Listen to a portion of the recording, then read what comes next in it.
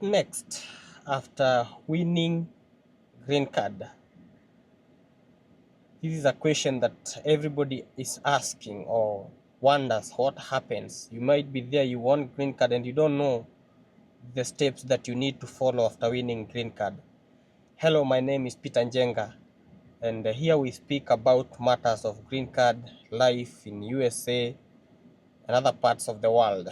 Now, the green card was released a few days, or rather almost a month ago, and there were those who were selected and there were those who did not succeed, did not get it right. So if you were not selected, then the application will be this year from from October to November. So you need to prepare everything else and go play it again. There is always many chances after one failure. I myself did it 3 times and I got it. So you need also to try another time. Don't give up. So for those who won green card and they want to continue to the next level, so these are the things you need to do. Number one, you need to fill the form called DS260. In order for you to fill the form DS260, you need to have your case number, the case number that you are given after winning.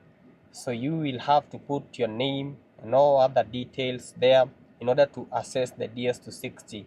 And the case number is always a determinant. You need to put it in there so that you can be able to open up that form.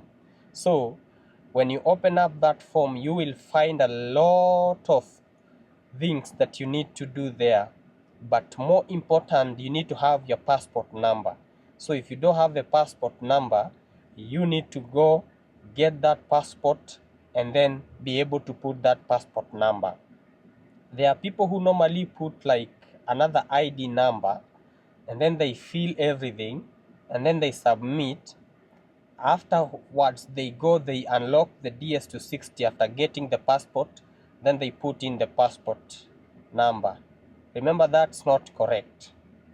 You are supposed to put your passport number there. It's not about ID number. Right now, there is a lot of backlog getting passports back in Kenya. I don't know of other embassies or other countries how it's going, but there are a lot of backlogs. You go to those immigration offices and everything is like in a standstill. There are no issuance of passport. Passport are not being issued. So you need to ensure that you get your passport. You know, the thing here is during application of the green card, passport was not a requirement, but during filling of the DS260, passport is a requirement. So you need to go ahead get that passport number. And maybe the person who applied for green card, you had a passport number, but the relatives or your dependents, they don't have the passports, and you have to fill their passport number in there. So you need to go get the passport number and put it there. After you get the passport number, you need to have host address. These are just important things that you need to have.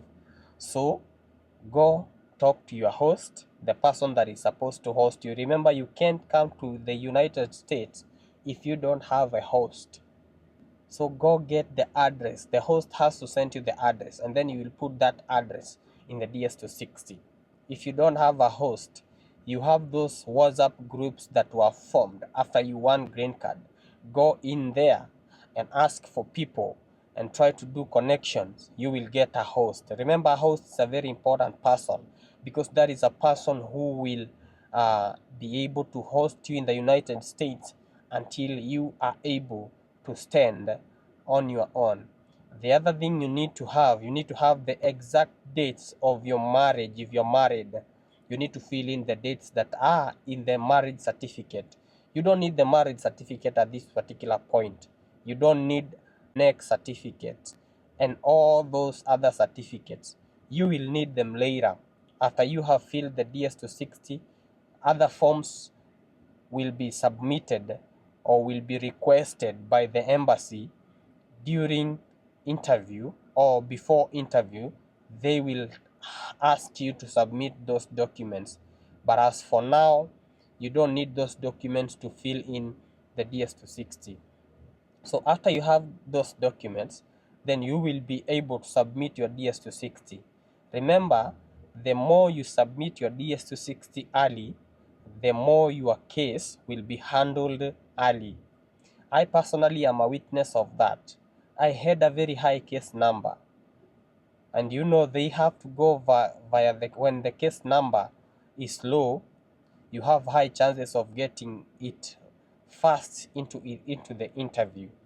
But nevertheless, when all those case numbers are current, you are able to be uh, scheduled for an interview. So have those documents very fast, fill them, and then send your DS260. Filling the DS260 is very easy. You have just to answer those questions. And one important thing that I have to remind you, don't change anything.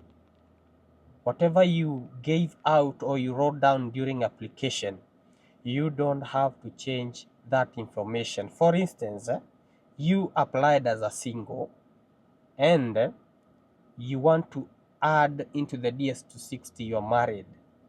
This can happen, but it risks you from getting the visa or being denied a visa. So don't go ahead and do that. Unless you got married before winning the green card and you have the valid marriage certificate, then that one you are able to do. Another thing, do not add a child that was existing during application. That one will spoil everything in your green card journey. But if a child was born after application, then you are good to go and add that child. These are two major things that leads to visa denial. So you don't want to find yourself into such a situation. Go ahead, fill that DS260, submit that DS260. If there is any information that you put into the DS260 that is not okay, you don't have to worry, because you can unlock the DS260, but you can't just unlock it today. You have to write to the KCC, and then they will send you an email to tell you that your form has been unlocked, so that you can enter and correct the mistakes that you have done. But don't try to do any mistake. Go ahead, fill the DS260, and you wait for the interview slot. Thank you very much, and I wish you all the best in this journey. Everything gonna be right, and hope to see you in the United States soon. Thank you.